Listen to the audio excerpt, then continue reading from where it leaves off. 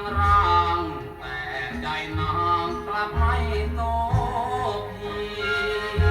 คือตัวอย่างนี้ตัวพี่ไม่เหมือนใบหน้าร่างงามเลือนล้ำแต่ใจที่ดำยังช้าหัวใจนั้นคล้ายกับนาโซฟาไม่น่าใจดำ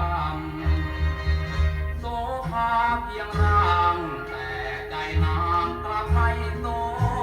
ฟาวิ่งเท้าหยาดฟ้าโซฟามันดาวยามค่ำหากชายใดเพลอก็คงต้องเจอความช้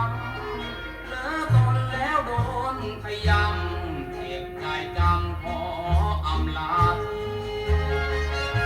แต่จำเอาไว้จะไม่รักใครเหมือนว่าคนชื่อโตมาหัวใจยังไม่โตพีเท้าเท้าบางทียังไม่ถึงมันคือตั้งคนชื่อปราณียังไม่ปราณีผู้ใดโซฟาเพียงร่างแต่ใจนางกลับดำดานเลยถลำเขาทำจนนอนร้องไห้นี่หรือผู้หญิงไม่เคยจะจริงกับใครแล้วชื่อโซฟาอยู่ได้ชื่อทำไมแม่คนจะไอ้ดา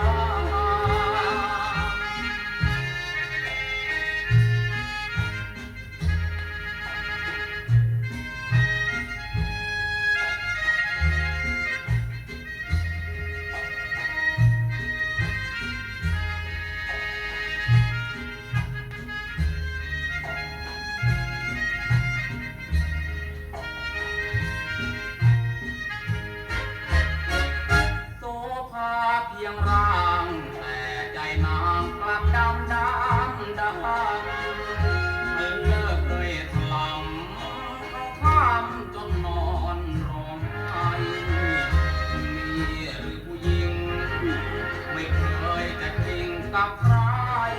แล้วชื่อโซฟาอยู่ได้ชื่อทำไมแม่คนจะไอ้ดา